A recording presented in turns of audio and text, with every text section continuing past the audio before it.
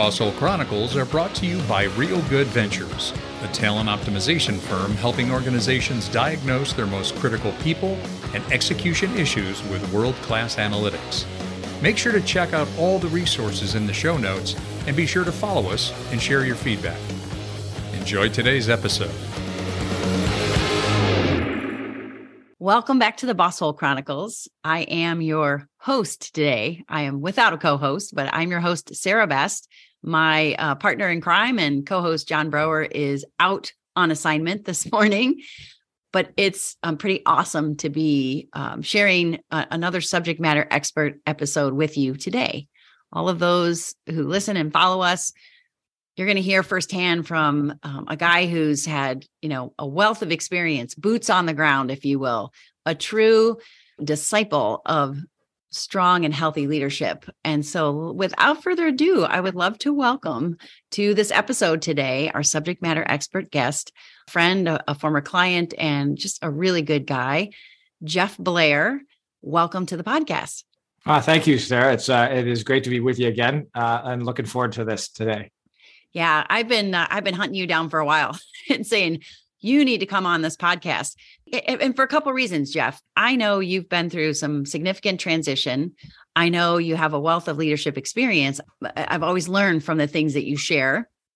And then most recently, I noticed that you have been posting blogs on LinkedIn, and they are good, really, really good stuff. We will, of course, we will put a link in our show notes, Jeff, to your LinkedIn page and to any other resources you might wish to share with the listeners today. But, there's some good content. We'll unpack one of those writings specifically today. But before we jump into that, Jeff, would you tell our listeners a little bit about your journey, how you became inspired and so, such a student of leadership, and how you ended up in the seat you're in now, which is CEO of a very fast-growing agribusiness? Sure. No, thanks. And I'm appreciative that the blogs resonate with you. You sort of throw things out into the ether and hope that somebody, A, reads them and B, finds some value in them. So I'm appreciative that you do. Love the feedback and the commentary from all the folks. For me, leadership has always been a passion of mine. I think about my journey back to leadership. It probably started in middle school and high school and various things. You sort of sign up for stuff. I mean, I played a lot of sports growing up, and you sort of have good coaches and you have bad coaches and you have good teachers and bad teachers. But for me, as I sort of found myself in some student leadership, for me, it's just, I really like being part of high functioning teams and organizations. And when there's sort of a pause or a gap, or there's something that's not getting done, to be able to jump in and start to see the positive part of it, it really sort of got me interested in that. And then when I went to university, I went through our Army ROTC, and it was really the first time the Army really teaches, that leadership is an art and a science. And so they really focus on the science of leadership. And for me, that was the first time I'm like, oh, there really are this concrete set of skills that you can actually learn to make yourself a better leader. Like, holy crap, you're not just born with this thing. Right. And they really spent the time to do that. And of course, you get to go put it into practice. So I started my career after college as an airborne infantry officer in the U.S. Army on active duty. And you go through they don't just throw you in there either. They send you through a series of leadership schools, whether it's the infantry officer basic course. I went through Ranger School, which is a small unit combat leaders course. It's really primarily a leaders course that's going to push you to your absolute limits as a 22 or 23-year-old. And then you get to go spend the next several years putting it into practice with a whole bunch of folks in experience. And of course, like anything, there's good examples and bad examples. So I was in the military about 8.5 years, led a series of different teams, both in the infantry. I switched over to the intelligence group side of things, and ultimately was deployed with the unit to Bosnia. And then ultimately, after 9/11, got deployed with the Special Forces as their military intelligence detachment commander with the 19th Special Forces Group over in Afghanistan in 2002, 2003. It was just 20 years ago. We were just talking about it. Wow. So it's been 20 long years from there. Yeah. But you just got to put all those lessons into practice, the good ones, the bad ones, under some pretty stressful conditions. I then went actually back, finished law school, and began my career practicing law, but quickly moved in-house to a company called Orica, which manufactures commercial explosives around the world. I started out as their lawyer and ended up in the business side of things. Again, mainly because I really love the leadership portion of it. And while I like the practice of law intellectually, It has a different set of leadership skills, and the business is run by business people. And so got to go do that. So I was there and then ended up in the agricultural business. Before joining Greenpoint, I was really with the Andersons as president of their plant nutrient group. That's when you and I got to work together, leading that group. And then, about 2.5 years ago now, joined Greenpoint. Greenpoint is an agricultural supply company. So if you're a farmer, everything you need to grow crops, from seed to fertilizer, crop protection chemicals. We do a lot of services. We can do spreading for you, agronomic advice, technological advice, really across the southeastern U.S. I say we're an SEC football company. If the SEC plays football there, we're there. So about 91 company-owned stores, and then through our cooperative network, another 150 stores across the Southeast. So pretty good size organization, and trying to stand that sucker up in the middle of COVID presents quite the challenge. Oh my gosh. It's a good thing you like a challenge, Jeff. Yeah. I've noticed that about you, that you do not shy away from big, scary, audacious kinds of challenges. And let me just say thank you for your service. Thank you for the dedication and the sacrifice, you put forth on our behalf. So thank you for that. And there's so much in there that you talked about that I think. Let's just go back to the Greenpoint. Let's just kind of back up for a quick minute. And 2.5 years ago, in a pandemic, sure, why not? Let's move our whole family, and 3 companies are coming together, and you're going to lead those merged organizations. And actually, since then, you're growing again. Let's talk about what might have been leadership success for you in the early stages of your current role. Yeah, I think for me, the key when we started was, first it's like the old analogy, the plane's taken off and now it's time to build the wings. Yeah. And so, you've got to make sure the company is still functioning. And thankfully, obviously there's a group of really good people. One of the things that was really nice to get down there and to meet a bunch of the teams is that we had strong teams. They needed leadership and coordination to come together, but there were really good folks, really focused on our customers. And so through all of the chaos, you sort of got to keep everybody focused on, as I say, look, focus on your customers, be mindful of your costs, right? And everything else will, and take care of each other, and everything else will work itself out. But if we lose sight of any of those 3 things, we're going to be in real trouble. Right. So, you do that, you get to sort of build a team together, and you sort of figure out who fits best in roles over time. Some great advice I got early was, don't rush this thing. I think there's a lot of pressure to come together, and we have, sort of 3 different leadership teams you're trying to figure out. And do you have to make these calls on day one? And as an outsider, I don't know them.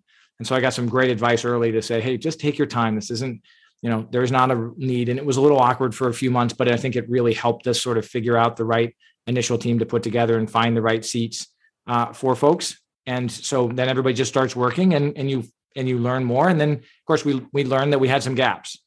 And I think going back to leadership, as companies scale, what your skills are for one level of scale is not the same set of skills that are needed for potentially something else. And in the way you approach. So for some, we realized, hey, we need some folks who really can think about a much larger company. And, so that allowed, so then you go recruit when you have a couple, individual gaps here and there. And we've been able to bring some folks in and build some teams to help round out the business. So it's, I think the main thing is just keep the thing chugging. Don't let the plane crash. Right. Well, and I think your energy, kind of your wiring, certainly, I know in the predictive index, you are a persuader pattern, but I know your ability to influence, motivate, energize is probably a key part of what makes you successful in the role that you're in now. And also what's made you successful in the past. Would you agree?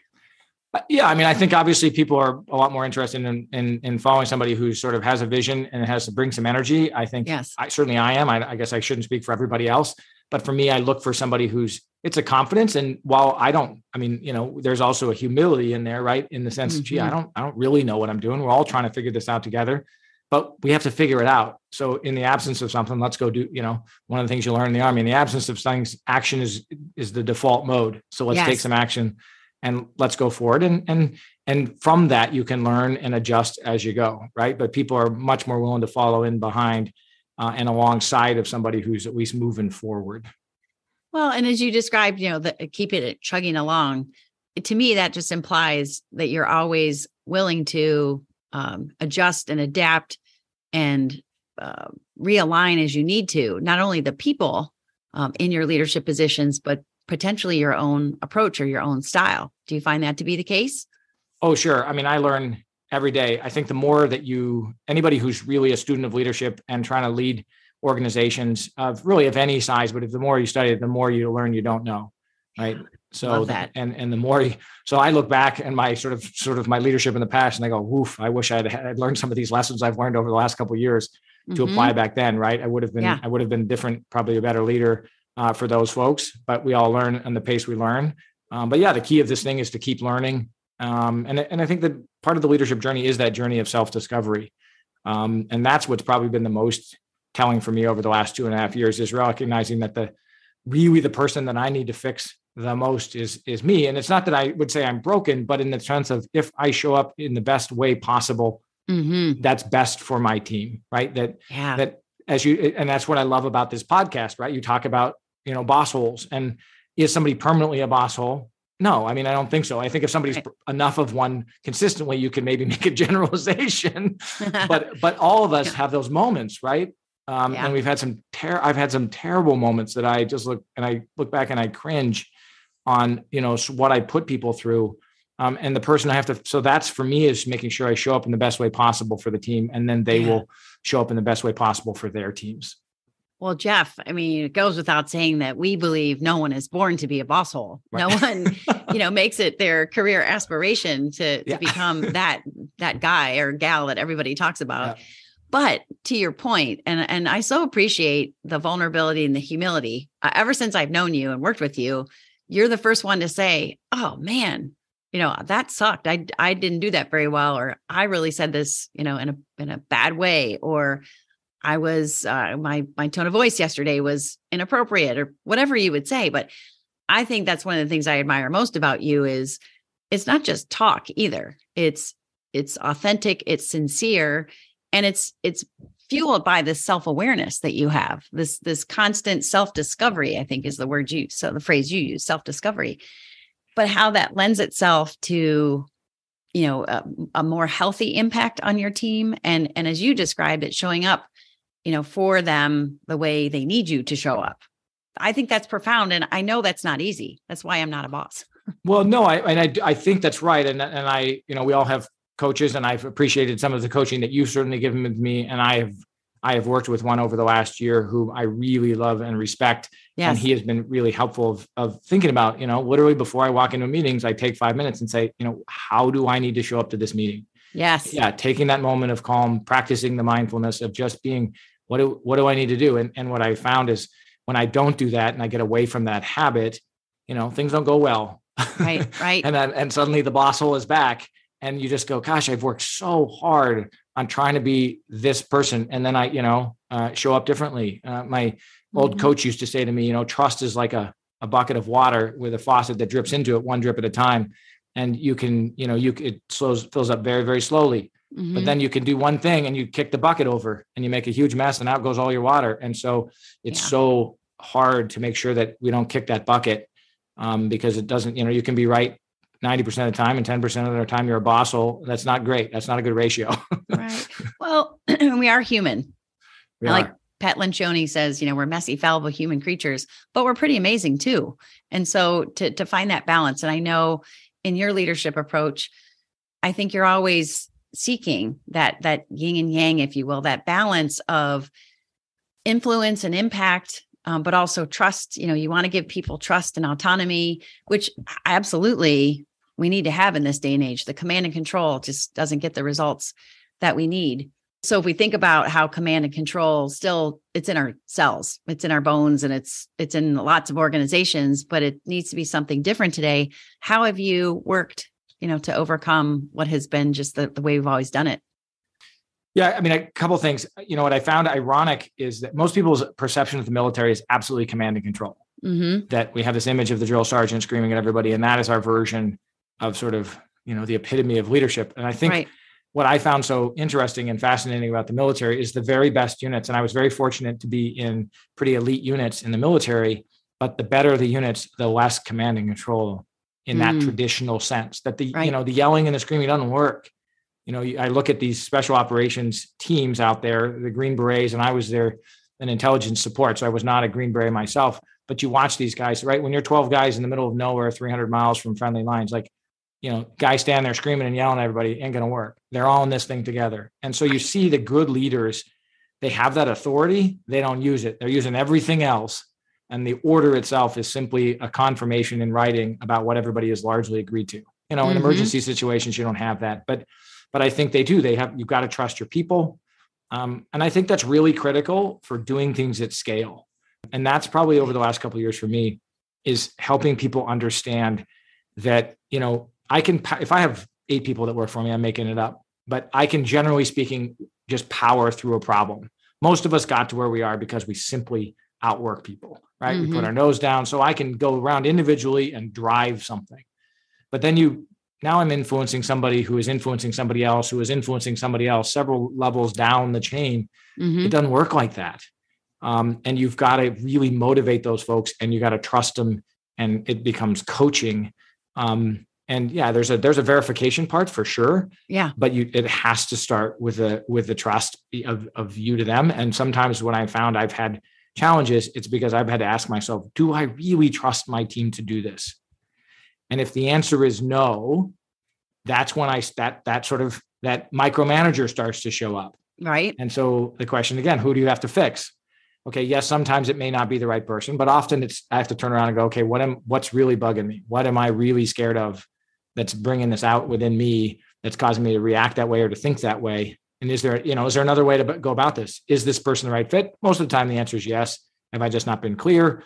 What are those things that I can do to influence it? So it's that, it's that coaching of folks to empower them. And for me, that is the greatest joy of leadership, is to watch people on my team go out and do amazing things.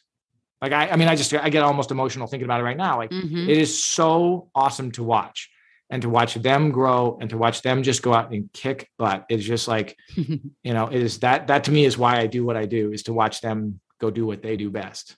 Well, Jeff, I'm inspired by that. How come so many leaders at your level, we hear them say things like, I really don't have time for that. Like, I just need people to do their jobs. Like, I don't have time to hold their hand or, walk through this with them or address all these people issues.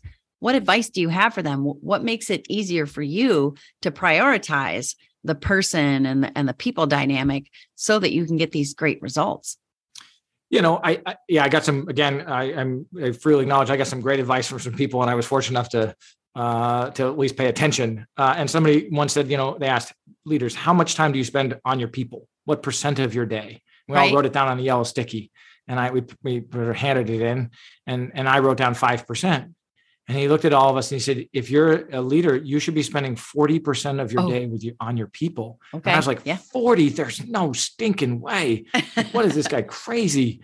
But the more I do this, the more I've sort of, that number has stuck in my head. And the answer is, that is what I do all day, is if I am not going to move an organization of nearly 1,100 people through sheer force of Jeff Blair's will, right, we can hope some type of intellect, I don't have the answers to all the problems we face. All I can do is influence those that work with me so that they can influence their teams.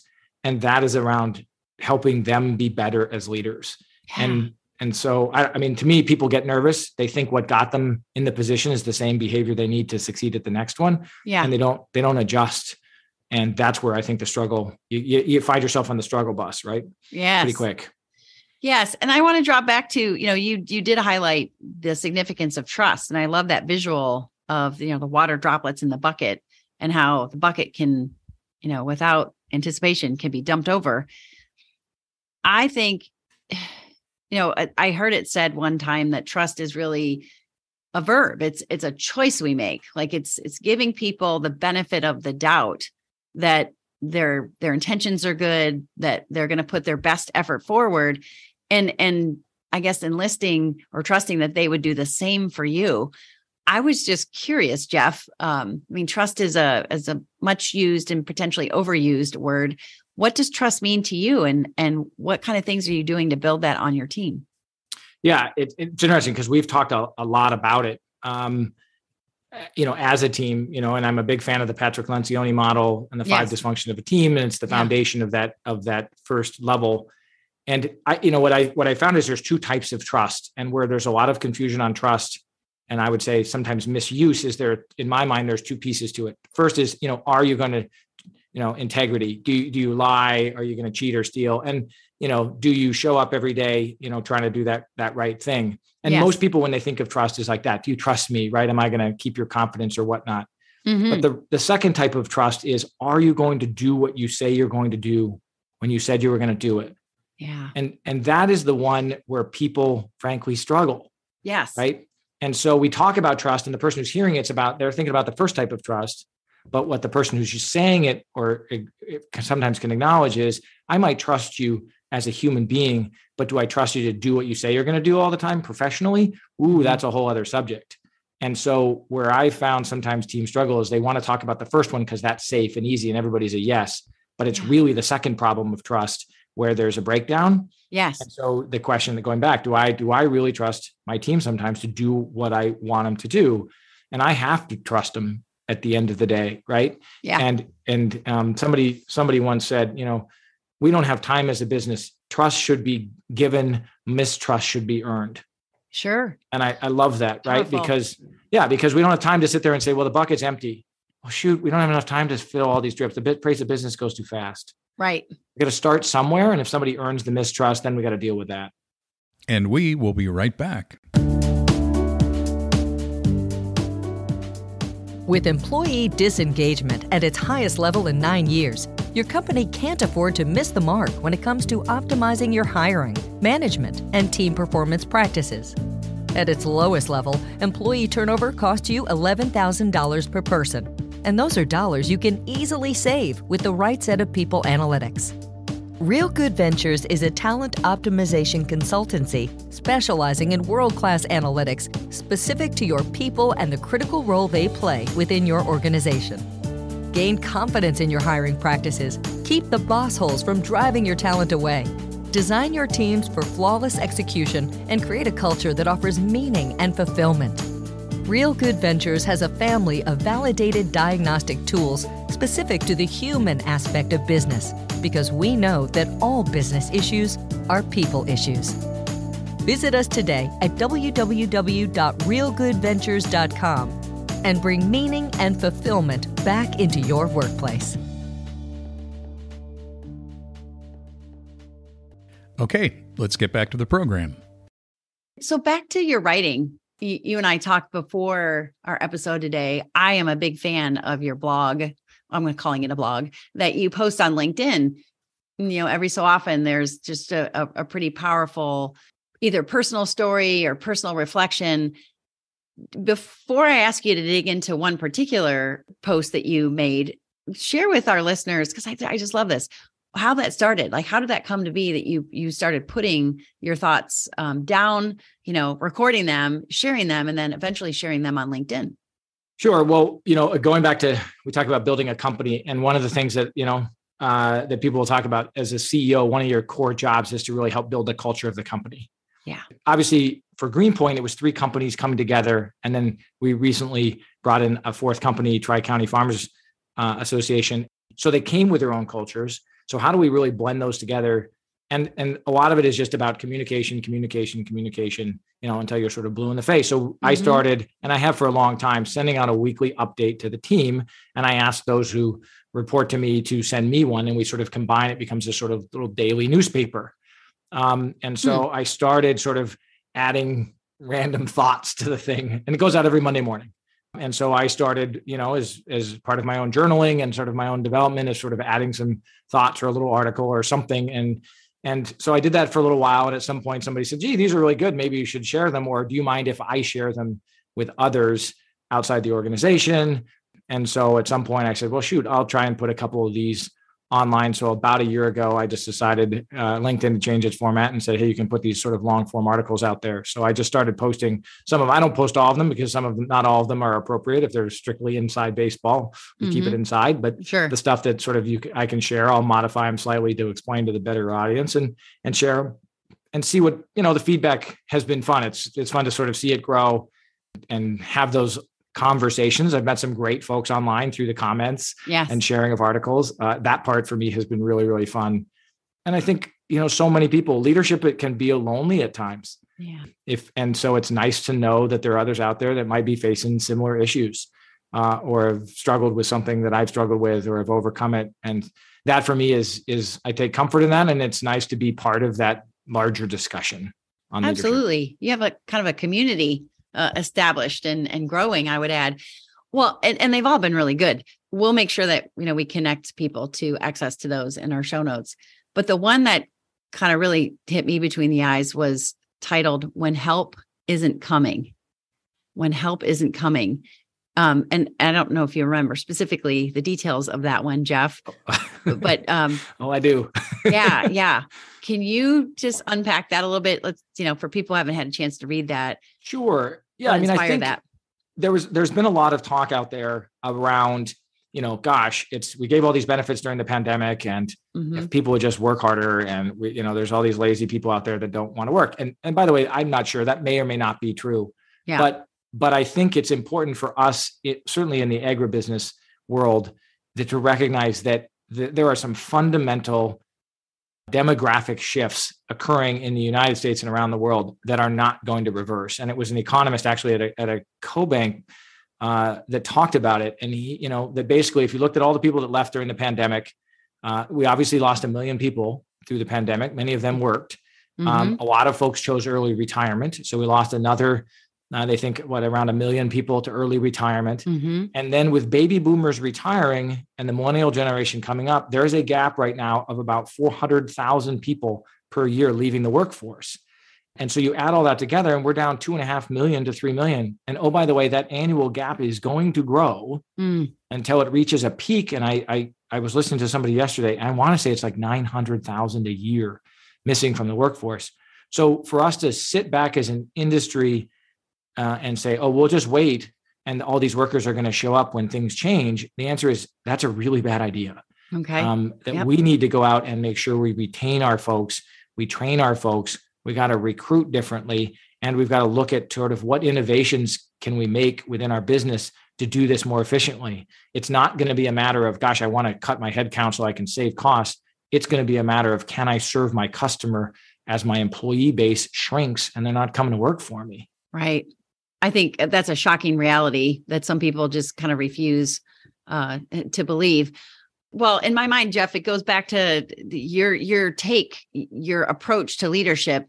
There's a saying that says, if you believe it, you will see it. Right. And when you promote trust and autonomy, when you promote cohesiveness on your team, when you promote what can work, it's amazing. And tell me if you find this to be the case, because it sure looks like this has been your trajectory.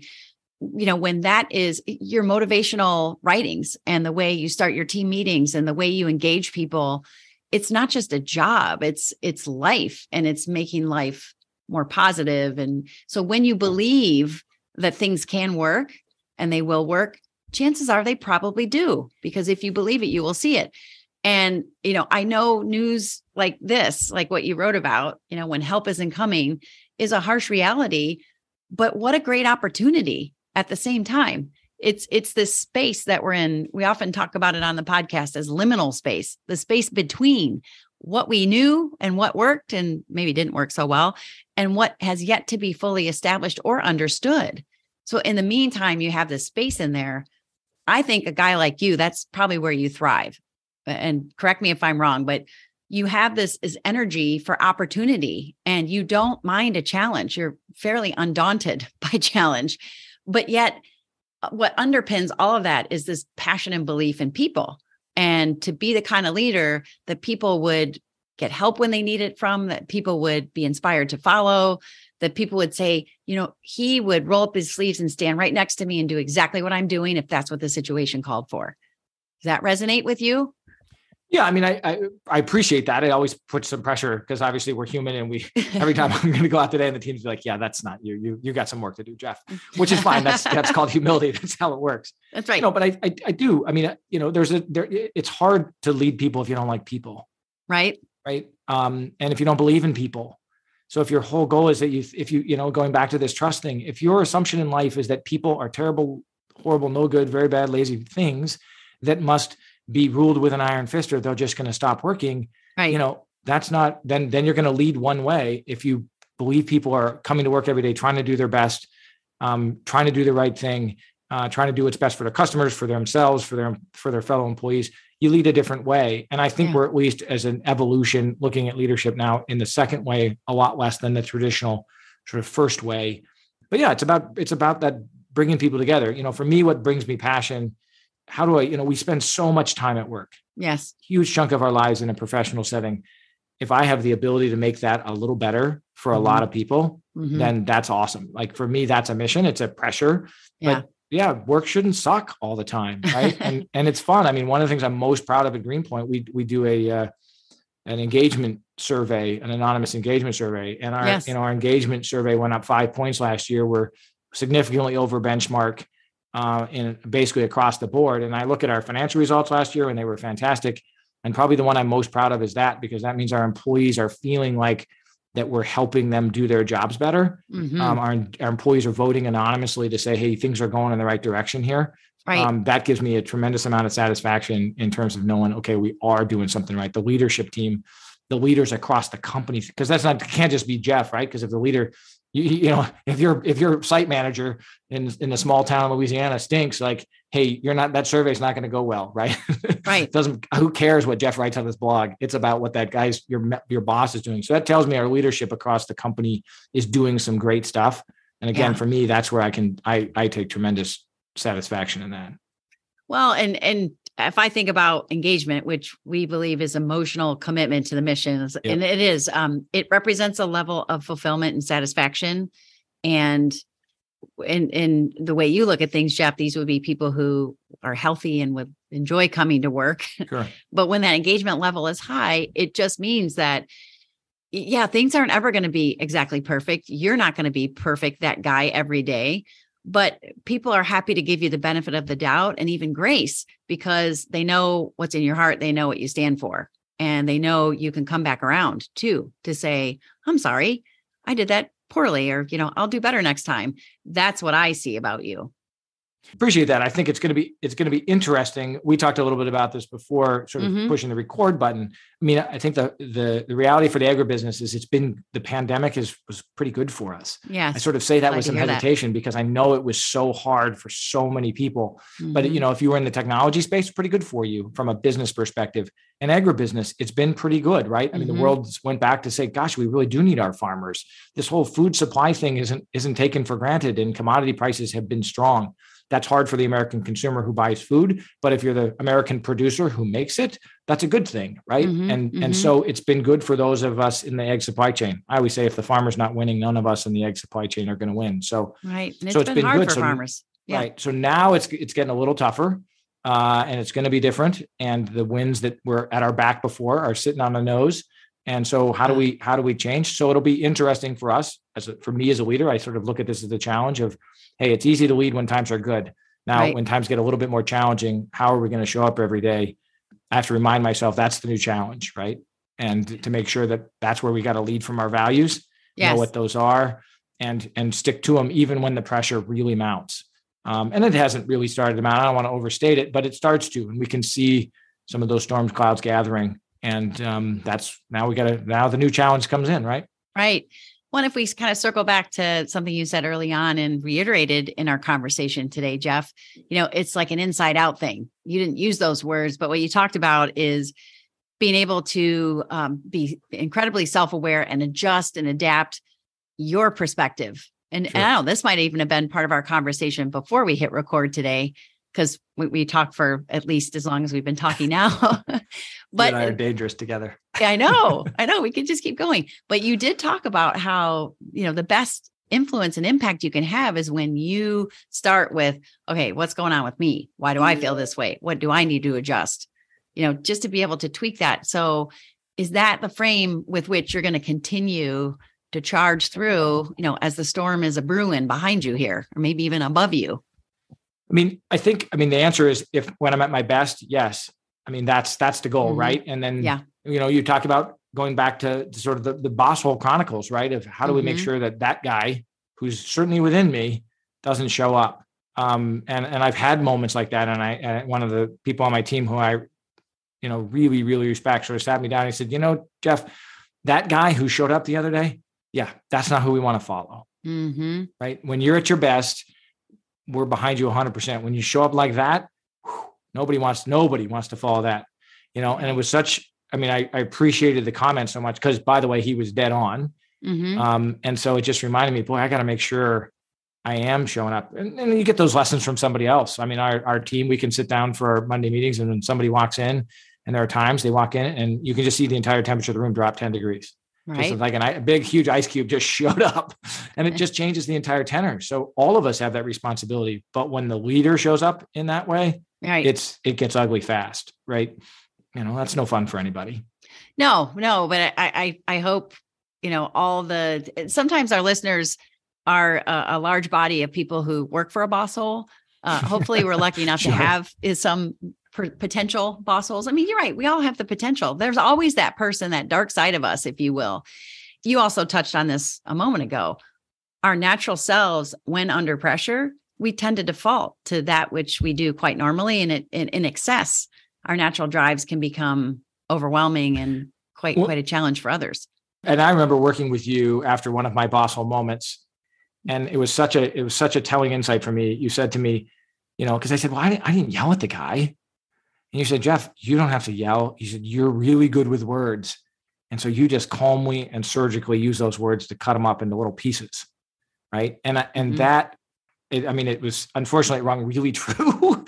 And I was just like, oh, it isn't that just going back to that military, just some guy standing up screaming and yelling. You can be a boss hole and never raise your voice. Right. And, how do I recognize that pattern? And what the other thing that I thought was really that you helped me see in myself was when I'm under stress, and if I don't have a tool sort of at my disposal to deal with that stress, my A in the PI profile, where I'm normally pretty collaborative, just goes zinging over to high A, which I always say that if you do that, that can put you strongly into the boss hole zone, danger zone. That's right. And I will just take over, and it's not good for anybody. So how do I learn to recognize that I find myself in that emotional state, that mental state, and then try to resist that as best as I can?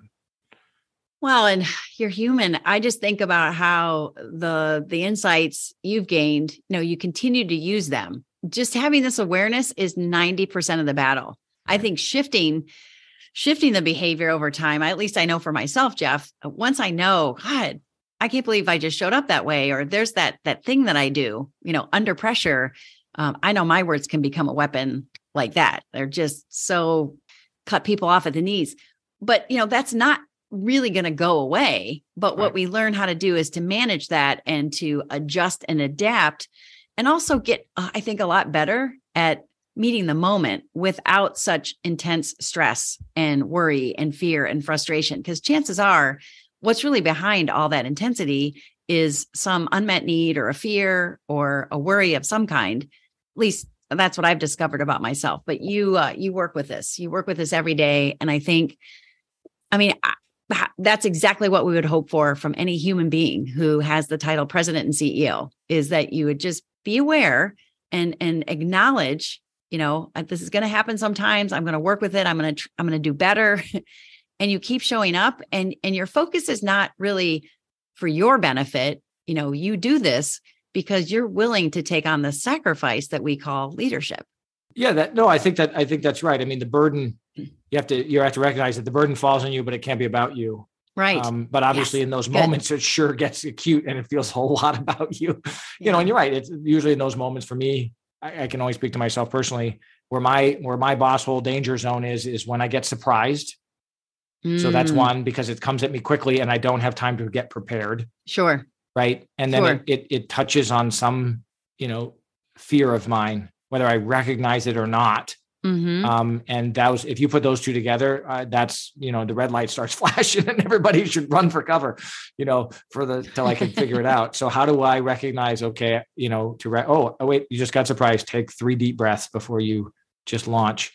And if I can do that, life's usually pretty good. If I miss it, then so yeah, it's a journey. And I think the challenge for, folks in senior leadership positions is that pressure, it gets more about people, not less.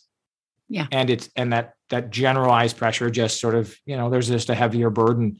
And so that can just cause you to move towards that danger zone, whatever somebody's danger zone is, whatever theirs is probably different than mine. Yep. But that pressure over time can wear people down and make them more likely to end up there. And nobody likes that, right? Yeah, nobody likes that for sure. Jeff, would you say though, you're spending less and less time, dipping a toe into the boss hole zone or sliding over that way as you've worked at these things, as you've embraced coaching, as you've become, very aware of your triggers and things like that? Like, hey, I don't like surprises. Do you feel like you're getting better? Yeah, I do. I mean, there's no question. I guess you'd have to ask my team that, of course. They're the judges. Yeah. But I certainly feel like it in myself that I'm more in control. What I think I've realized for me is more around what I need to do to make sure I'm in control, right? So for me, it's mindfulness in the morning and exercise. Just going to ask you about that. Please go on. I discovered mindfulness. Frankly, I had a health scare. And I found myself sitting there in the hospital bed trying to contemplate what the heck am I doing with my life and what do I want to do with the rest of it if it's not going to be very long. Who was it that says, everybody gets 2 lives and the second one begins when they realize they only get one. Right. And so you sit there and you contemplate after one of those moments and you say, well, and I realize I like leadership and I love that pressure. And that's something that I don't want to give up. But if I don't figure out how to manage it better, it's going to kill me. Sure. So I better get something. And then of course I discovered mindfulness and when I practice it, that is what helps me be more aware. And if I do it consistently in the morning, life is good. What happens, of course, is like any pattern, when life is good, then you forget and then it goes bad again. And then, right. It's just that little bit of preventative medicine. And then for me, it also is exercise. So I have to get those things in my day before I show up, and I'll show up in a better place. For me, that's the lesson. And then also, go back to book Crucial Conversations. If I'm going into a crucial conversations or a meeting, is to sit and pause, take the deep breath and just say, how do I want to show up? What's the end state of this meeting? Yes. This is where some coaching has been good for me. What's the end state? What do I want to achieve out of this? What do I want people to take away, not just practically, but emotionally? And what do I need to show up in emotionally in order to help them get into that state emotionally? It sounds all, as he says, woo-woo, but it's real, right? Yeah. And so if I can do those 3 things, I'm in my better state, and hopefully the team does better. Well, I think people can resonate with exercise. A lot of people don't make time for that, but the things that make our bodies healthy, what we eat and drink, those things are good. But what you're talking about, in addition to those other things, the mindfulness, it is a muscle. It is a pathway that with practice and over time, we can generate, more connectivity between our emotional brain and our thinking brain. And there's a pace then, there's a steady and consistent pace versus these, errant hijackings of strong emotions. So it's biologically and scientifically proven, this mindfulness that you talk about, getting quiet. Some people journal, some people just listen to a meditation. Some people just sit very quietly. It creates that, connectivity that is emotional intelligence. Things like impulse control, emotional self-awareness, stress tolerance, growing those muscles they're so essential for a leader at your level because of the broad influence that you have over people. So good for you for working out every day around. Well, they call the physical workout and the mental workout. I think that's the right way to work out. It's funny for me because I sort of, it has this woo-woo thing, and it has sort of this quasi-religion piece to it. But I mean, for a lot of folks, it can be prayer. It can be anything. It can be almost every major religion has a piece of it that is mindfulness. They may call it something else. Most of them call it prayer. Great. Right. But getting folks to really sit down and practice that on a consistent basis. For me, it's been incredibly effective. And I always wanted to share that. Everybody's going to be on their own journey with it. But I've actually started meetings. I always say it's my favorite thing because I can make the HR team incredibly uncomfortable, which is always kind of a fun game to do. All I have to do is be silent for 5 minutes. We sit and we practice 5 minutes of mindfulness, and you haven't seen 12 people get more uncomfortable in your life, right? than having to sit in silence. So it's kind of fun for me. I don't think they like it as much, but we can at least laugh about it now. Well, and they're building a muscle too, which is when there's quiet, there's an opportunity to hear something we haven't heard before. So I think that's great advice. It's a great advice to leave for our listeners today, Jeff. I'm pretty confident I'll be hunting you down again to share, as your journey continues I think you're a model human being. And when I say human, yes, not perfect, but always hungry to learn, to understand, to adapt, to tweak, to do better. And I believe that's really the most we could hope for with a leader, is somebody who can be a good human being with the interests of the others at heart. And you do. So thank you. I appreciate that. And I appreciate what you guys are doing. That's why I like being on here. I'm happy to come back if you'll have me, just because I think, we're all on this journey, right? And who's that person who's dealing with a boss hole? What are those ways to try and deal with it? So I love your journey. It's been fun working with you, and it's great to reconnect. So thank you very much. Same here, Jeff. Have great holidays, and thank you again. We'll see you next time on the Boss Hole Chronicles. We'd like to thank our guest today on the Boss Hole Chronicles. And if you have a Boss Hole Chronicles story of your own, please email us at mystory@thebossholechronicles.com. Once again, mystory@thebossholechronicles.com. We'll see you again soon.